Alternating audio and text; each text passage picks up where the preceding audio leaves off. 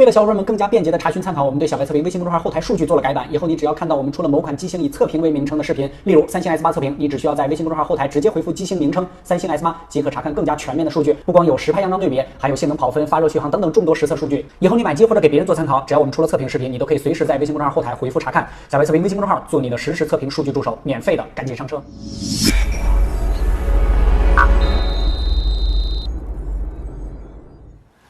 Hello， 大家好，欢迎收看这一期的小白测评，我是王炯。今天跟大家聊的这台手机，应该算是国产下半年的第一台旗舰，也是最具争议的一台旗舰手机——魅族的 Pro 7。这台手机很早之前呢就被曝光了有这个前后的双屏，当时那个工程图被曝光出来，不过好像并没有引起太大的争议也好，或者说舆论也好，大家都不太相信。一开始，包括我在内啊，都不太理解这个前后双屏的操作逻辑在哪儿，这个小屏是干嘛的？这一个息屏显示是不是就解决了呢？但是实际拿到手机之后，对我的这个关键改变还是有一些，但是其实也并不大，后边再跟大家细聊。而且这次 Pro 7为什么一开始说最具争议，就是它的配置还有它的价格。之前的这魅族是一个互联网品牌的手机，或者说它互联网的标签是它的第一标签，非常非常重。它的这个性价比呢，可能是大家比较关注的一个点。但是从去年开始，其实魅族要进军线下的这个信号已经非常明显了。从今年的这台 Pro 7，从它的定价再到它的配置，再到它的宣传上，吹响了一个明确的线下号角。OK， 今天这期视频就跟大家详细的聊一聊这款在大家固有的印象里边改变非常大的魅族的新旗舰 Pro 7。小白测评不客观真体验，马上开始。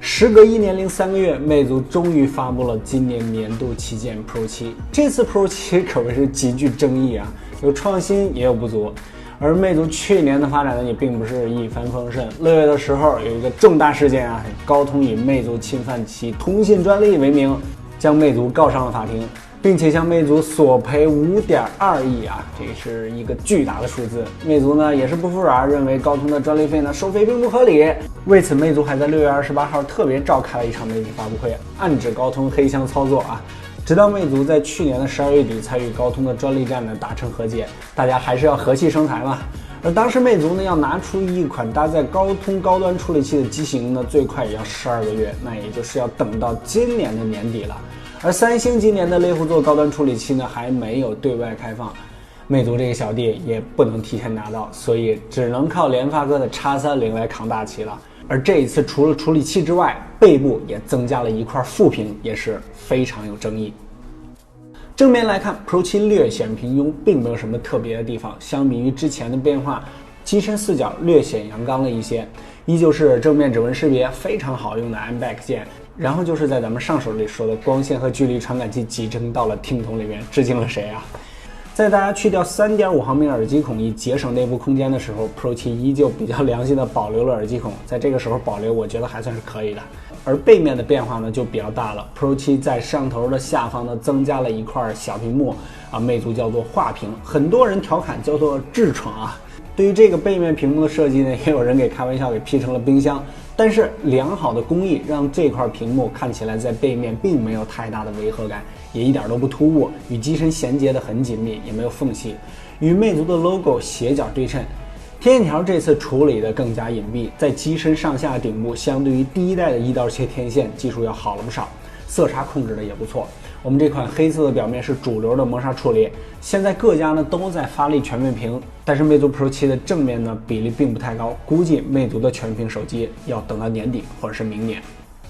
Pro 7这次最大的创新就是背面上这块视网膜级别的 AMOLED 小屏幕了，真的是前无古人啊！当然，也有不少小伙伴说这是为了创新而创新。可以说这块小屏幕的出现确实是挑战了人们的传统操作逻辑和传统思维。虽然在市场上之前有过背面搭载屏幕的手机，但是那个都是电子墨水屏啊，只能黑白显示，也并没有火起来。而魅族的这块屏幕呢是 AMOLED 彩色显示屏，理论上可以显示任何画面，也就是手机的第二块屏幕。但是现在这块屏幕呢实现的功能呢却只有几个，操作逻辑呢也只有3种。手机点亮副屏，左右滑动查看时间、日期、当前的天气、走了多少步上下滑动呢可以打开后置的双摄进行自拍，也有美颜、虚化和正常3种模式。这也可以说是给以后的手机全屏设计的另外一个启发吧。等到正面全是屏幕，连摄像头都取消的时候，在后面加一块屏来自拍也不错。目前这块屏幕的功能呢还都是系统自带的，并没有适配第三方软件，非常有限。所以说现在这块副屏基本上的实用性呢并不是特别大。希望魅族在后面呢开放画屏的 API 接口，让更多的第三方软件来适配画屏。如果这块小屏幕能直接显示微信或者支付宝的付款二维码，这个买东西的时候直接双击一下屏幕，那还是挺美滋滋的。或者说加入主要线路的导航，加入长按或者说 3D Touch 那样的压力感应，细想想这玩法还真挺多的。很多网友都非常关心这块屏幕容不容易误触啊。其实在日常的使用中，如果你右手操作的时候，手指是碰不到副屏的，所以不会误触。而如果你是左手操作呢，手指正好在副屏上面，才有可能会产生一些接触。误触有可能，但是不会造成什么后果，因为这块屏幕的功能呢并不是太多。很多小伙伴问这块副屏能不能打游戏，能不能看电影，网上也有视频啊，用它来这个打王者荣耀。确实大家想多了，这块小屏幕存在的意义呢，其实和智能手表差不多，来实现一些辅助的功能。大屏幕能够实现的功能，即使小屏幕有了，用了一段之后呢，你可能也会回归大屏幕。所以这就是前面说的，尽量开放第三方的接口，有更多特色的功能加入进来。目前这个大小屏的功能交叉呢还是比较多的比如说计步或者是看时间、看天气之类的。粉丝和用户的争议也比较大，比如最直接的就是它的维修成本。但是我个人呢可能还更倾向于魅族这种做法，也就是说了这句话，这个上期的体验视频中有很多人说小白你是不是收魅族钱了之类的。我为什么认同？是因为我觉得它起码给了目前现在同质化非常严重的手机市场一个新的思路，也给了大家新的想法、新的玩法的机会。如果你不去尝试、不去做这种创新，可能永远这个机会也不会有。这就是我为什么说，即便这块画屏的功能实现可能还并不那么完善，可能比较单一但是也是我偏认同它的一个原因吧。性能方面，应该是今年这次魅族 Pro 7旗舰最争议的地方。魅族在 Pro 7之前的2代 Pro 系列旗舰呢，都搭载的是三星猎户座的处理器，而今年的 Pro 7顶配版和7 Plus 也都是只搭载了 X30 处理器大家的高通和三星梦也都破碎了X30 是今年联发科的顶级处理器，但是在市场上，今年新发布的手机几乎没有搭载这款处理器的机型。在我们近期测试的所有机器中，也只有金立的 S10一款机型是搭载了 P25大家还都是站在了高通的这条船上。X30 背负的历史使命之重大，意义之非凡，可想而知下面我们来通过一些测试来看一下联发科的这款旗舰处理器是不是我们想象中的那么弱鸡，性能相对于市面上的 P25、660、835乃至麒麟960比起来到底怎么样？GPU 的性能之前一直是联发科处理器的短板，这次 X30 的 GPU 由以前的马力 T880升级到了 PowerVR 7XTP， 我们用 3D Mark 进行测试，最后得分2000出头，相比于835平均的3500也低了不少。搭载 P25 的基立 S10只有700多，X30 呢要高了几倍。在 GPU 方面呢，提升相对于之前还是比较大的。接下来呢，我们与目前手上的机型来对比一下，看看 X30 的 GPU 到底处在一个什么水平。多说一句，这些机器正面看起来真的是很难分清楚最后排名除了3台835之外呢，Pro 7的得分的最高，比骁龙的660和麒麟的960呢都要高上不少。Pro 7在跑分的过程中呢，也出现了发热，最高温度出现在了正面，主要集中在机身有画屏的右侧，达到了42摄氏度。背面发热呢比较平均，比正面呢要低1度左右，相对于835的45、46摄氏度呢，确实要低了不少。接下来呢，咱们来看一下 X30 在实际游戏中的表现Pro 7在发布会上着重提了对王者荣耀游戏的深度优化，支持高帧率模式，即使团战呢也能保持在50帧以上。我们打开高帧率模式和高清显示，可以看出基本帧率呢都在55帧左右。整体来说 Pro 7的这款游戏体验呢还是非常流畅的，和搭载835的机器呢没有什么区别相对于没有开高帧率模式的可能还要好上不少然后是巨豹这款游戏 Pro 7的全程呢在50帧以上没有任何问题。接下来的大型游戏呢是非常耗费性能的崩坏3 Pro 7的帧率呢基本维持在30帧以上啊，帧率范围在31到38之间。这个成绩相对于835的40-50帧啊，那就一般般了。整体来看 ，Pro 7的 GPU 实力呢没有835那么强，但是也并没有我一开始想的那么差啊。安卓阵营呢仅在835之下，对于市面上的主流游戏呢还是没有什么问题的，但是 3D 大型游戏呢还是有压力的。到了 CPU 方面 ，Geekbench 4的跑分环节无论如何都跑不了，最后没办法只能用 Geekbench 3来进行测试啊。为了让大家直观的感受，我们把所有机型一字排开进行测试啊。最后 Pro 7单核1900多，多核5600多，几乎与 P10P 的麒麟960得分相同，比骁龙660要高，但相对于835，基本上多核都在6000以上的得分的差距还是不小的。接下来是综合的安兔兔跑分，跑分全程一共耗时5分钟，最后得分13万8。最后趁着机器正热乎啊，我们又跑了第2遍。CPU 在多线程的环节依旧是10核全开，得分依旧是13万多。第3遍呢得分13万7。这次并没有出现联发科处理器过热锁核降频的情况。我们又把所有机型都摆在了一起跑了一次安兔兔。Pro 7仅次于835，与荣耀9差不多，比骁龙660呢要强上一些。看完了跑分和实际的游戏体验啊，大家应该对 X30呢有一个底了。日常的使用流畅度方面呢 ，Pro 7呢正常的打开应用啊、浏览网页啊，帧率都在50帧以上。相对比较费性能的淘宝和微博呢，也都是几乎满帧的状态。所以在日常使用的流畅度方面 ，Pro 7上的这颗10纳米制成的 X30处理器是不需要担心的。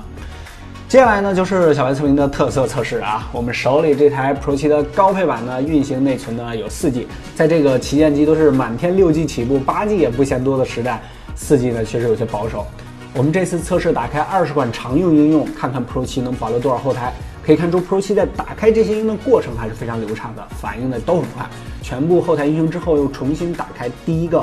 Pro 7呢已经杀死后台了，后面几款呢就好多了。虽然在打开的时候呢有白屏，但是依旧在后台运行中。最后测试20款应用，一共杀死了4个。对于4G 内存的手机来说，这个成绩还算理想。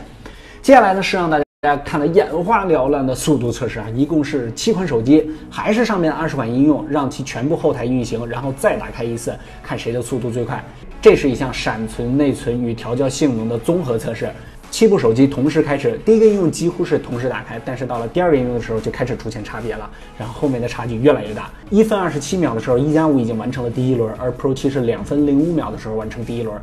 2轮下来，1+5耗时2分12秒最快完成，然后是华为的 P10P 3分整，竟然领先了下面的2款835的处理器，这个就是厂家调教的力量。接下来是荣耀9 3分09秒，搭载骁龙660的21耗时3分28秒，然后是小米6 3分58秒，这个成绩对于835来说呢相对有些慢。然后是努比亚的 Z17 4分12秒，由于努比亚一直对后台控制是一个非常保守的策略啊，这个成绩呢也不奇怪，但是对于一款835处理器机器来说，这个速度就很慢了。最后一个完成的 Pro 7一共耗时4分36秒。还有一项小伙伴比较在意的就是这10核处理器究竟还有没有1核有难9核围观的壮观场景啊？我们来看一下，滑动桌面呢，基本上可以看出是5-6个核心在运行。启动应用的瞬间呢是10核全开。之前的处理器呢出现9核围观啊，是因为发热呢，所以降频锁核了。这次呢我们趁着 Pro 7发热的时候打开应用，依旧是10核全开。刚才非常热的跑分环节呢，也没有出现锁核的情况，所以1核有难9核围观的这种场景啊，大家就不用太担心了。在各家都在宣传主打拍照的年代，魅族并没有在发布会上过多的说 Pro 7的拍照功能，但是这次魅族第一次搭载了双摄的手机，采用了和上一代一样的传感器IMX386，但是取消了 OS 的光学防抖，双摄方案采用了目前比较少见的黑白方案，并没有采用长广。拍照与 Pro 7对比的机型，这次我们选择了3个，分别是魅族的宿敌小米6，之前综合实力强悍的1+5，同样是黑白双摄方案的国产拍照旗舰华为 P10 Plus。首先来看第一组白天样张，整体来看4者的曝光都相同，但是 P10P 的墙面呢有一些偏绿，小米6呢有一些偏暖的情况。Pro 7的黄色装饰物呢比其他3家呢都要浓郁，右下角的花盆上的字 Pro 7已经模糊不清了，和小米6差不多。地板上的纹路也没有1+5和 P10P 清晰，解析力一般。这组复杂的场景，整体来看4者呢没有明显的不同。Pro 7的曝光相对于其他3家呢要暗一些，左上角的树枝4者都出现了紫边，P10P 只出现了1点。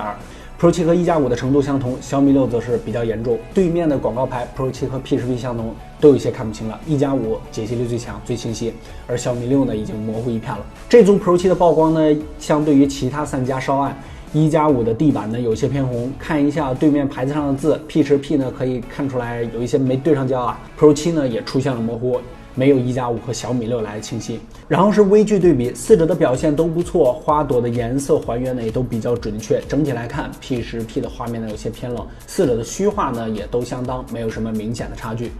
接下来看是夜景的样张，整体来看 Pro 7的画面呢偏冷，其他3家呢把环境的暖光呢还原了出来。1加5的地面呢要更亮一些，对面五角星的 logo 1加5的是最鲜艳的，正对面玻璃门上的贴纸华为 P10P 呢也是最清晰的。Pro 7和另外2者呢一样模糊，综合表现一般，没有什么太多惊喜。这一组路边的广告牌，四者的高光控制呢都比较好，曝光和白平衡呢也都比较准确，但是地面还原就有些不同了。查看参数，1加5的 ISO 呢最高达到了1600，小米6呢得益于光学防抖啊，快门最低17/1秒，而 P10 的 ISO 最低只有400，Pro 7的 ISO 突破了1000，达到了1322。来看一下夜景的垃圾桶，1加5因为 ISO 拉的比较高，所以出现了模糊。小米6呢，得益于大光圈的低快门啊，要清楚不少。但最清晰的是 Pro 7与 P10P。最远处的广告牌 Pro 7呢出现了一些模糊，像没有完全合焦一样。小米同样如此。P10P 1加5的锐度比较高，但是1加5的细节丢失呢更多一些。这一组 Pro 7的表现呢虽然可圈可点，但是综合实力呢还是不如 P10P。这一组样张环境光呢比较复杂，对面的路灯四者都没有出现严重的眩光，整体曝光上 P10P 1加5更亮一些。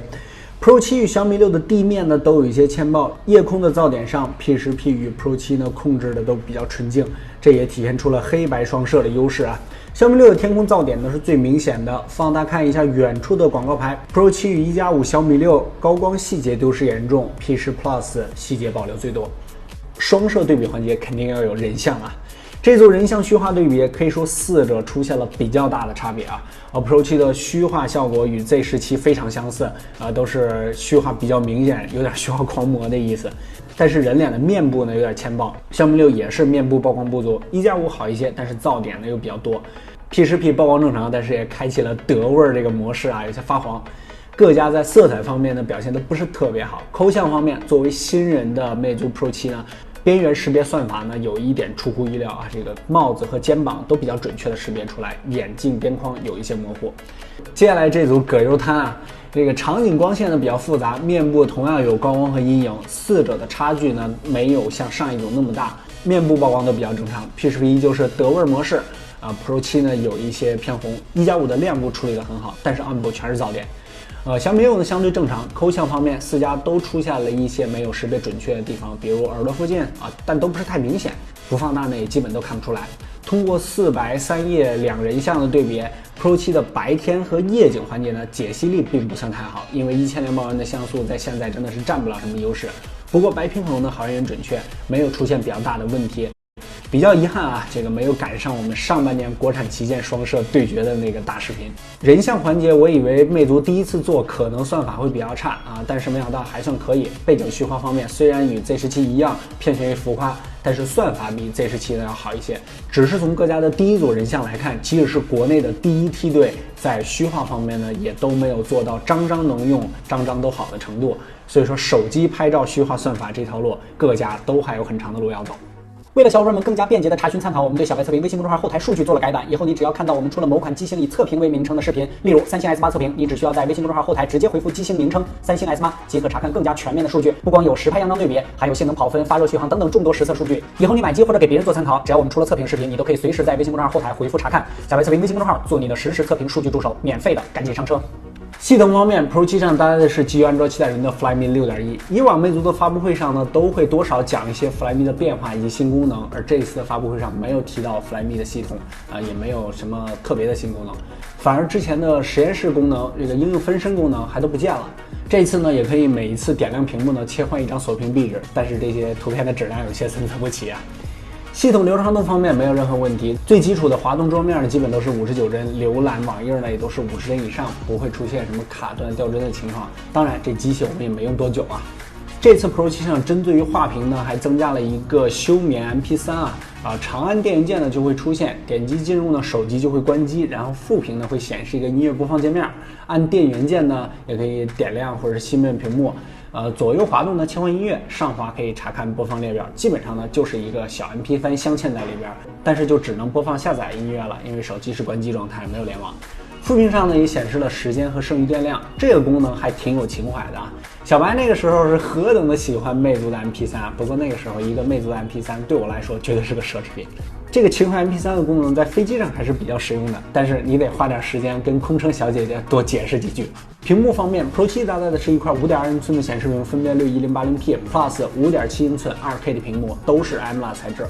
最高亮度在日常使用下呢是没有问题的，但是最低亮度呢要相对高一些。屏幕尺寸和分辨率呢大家都不需要担心。副屏呢 1.9英寸也是 AMOLED 材质，分辨率240×536 PPI 307，也是达到了视网膜级别。但是仔细看呢还是能看到一点小颗粒，不过应该也没人会仔细盯这么一块小屏幕看啊。续航方面 ，Pro 7搭载的是3000毫安时的电池 Plus 3500毫安时。现在小屏旗舰的电池呢，大约都在3000至3400毫安时之间，所以 Pro 7上的3000毫安时呢，相对于是比较小的那一波。平常如果要是中度使用呢，掉电还是比较快的，基本上呢需要1天2充。如果你早上8点出门呢，到下午呢就要开始充电了。不过目前的各家小屏旗舰也基本上都是这个样子，要不共享充电宝怎么会那么火呢？至于副屏的耗电量呢，也是大家比较关心的。我关掉之后呢，使用1天，续航上呢基本上没什么变化，因为这块屏幕比较小，通常也只会亮几秒钟，耗电量呢几乎可以忽略不计，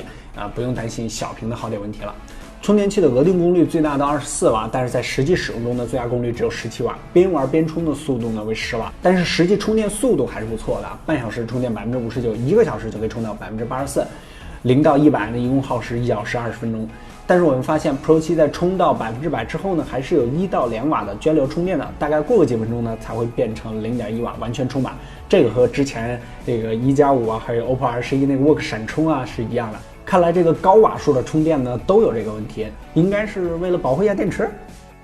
争议的 Pro 7，争议的 X30 处理器，争议的画屏，性能方面呢比我预想的要好一些，尤其在 GPU 方面，比骁龙610和 P25 呢要强了不少。综合实际体验呢，与820、麒麟960呢在一个水平如果非要说旗舰呢也算可以，但是相对于835呢还是有不少差距。画屏实现的功能呢，目前还比较单一，不过背面有个活动的小屏幕，放一点比较有趣的壁纸，感觉还是不错，挺有趣味性。系统方面呢，这一代没有什么变化，但是 Flyme 呢依旧可以说是目前国内最好的安卓系统之一。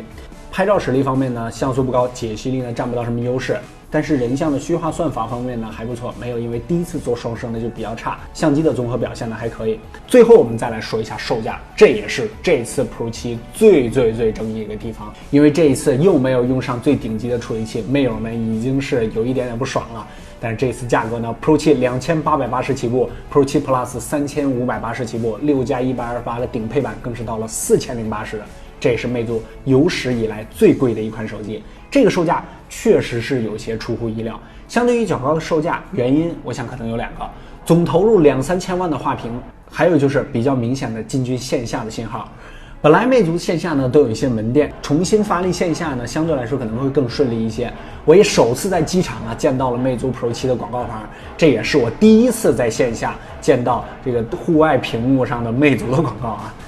这块背后的小屏幕呢，据说开模费用就投入了200多万美金，升级工厂生产线呢更是投入了上千万。所以说现在想玩点什么创新的成本和代价真的是巨大的，成本高了，自然售价呢也就低不了。但是高售价意味着你要给用户带来各方面都要优秀的产品。回归到魅族 Pro 7，我们这阵子使用过程中的各种问题，它的综合使用表现已经都跟大家聊到了。至于这款手机到底符不符合你的需求，你自己心里可以定夺一下。从购买建议上来说呢，这一次还是首推黑色，金色我感觉是这一次魅族 Pro 7里面最不好看的一个颜色，尤其是白色的面板跟之前改变真的是非常小，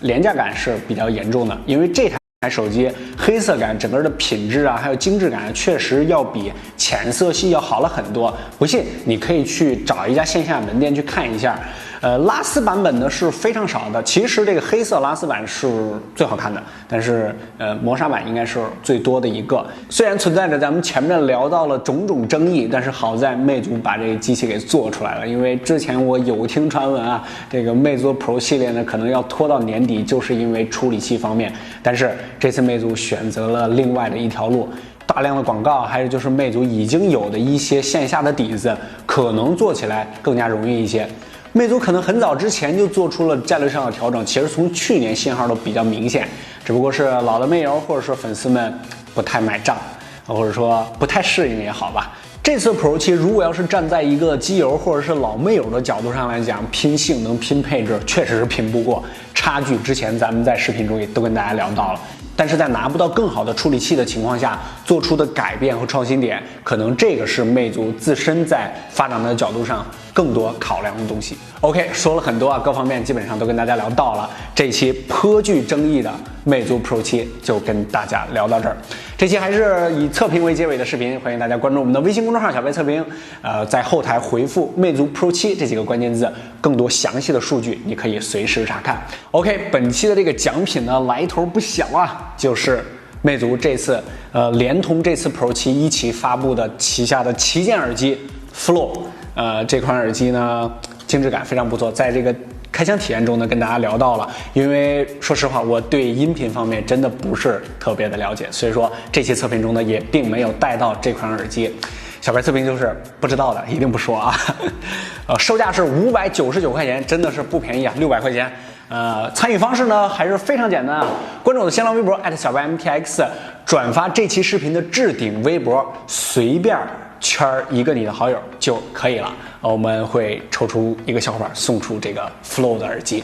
还有除了视频之外，我们的最重要的微信公众号小白测评，每日新鲜资讯，每日语音，每天我在那儿和你聊天，聊聊科技圈的趣事，聊聊最新发布的手机和电子产品。公众号的抽奖比这个还要大，记得扫码关注。不客观真体验，小白测评，我们下期再见，拜拜。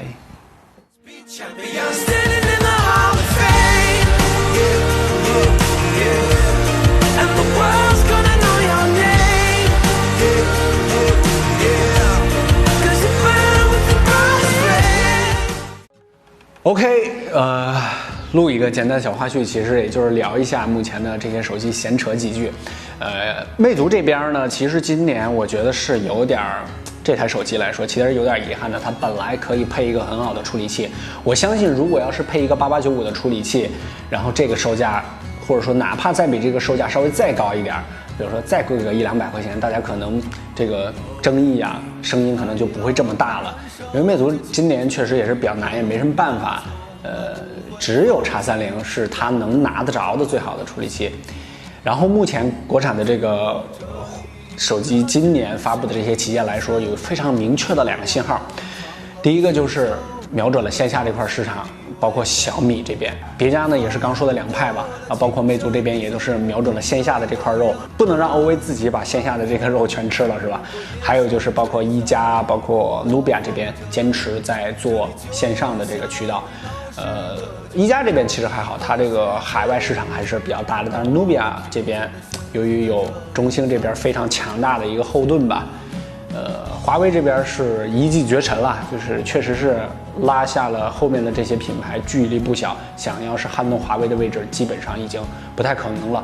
固化了吧？基本上这些品牌都固化了，很难再会有新的品牌涌现。这个其实对于消费者来说，并不是一件特别好的事情。就是后期如果要是产品固化的话，大家都知道，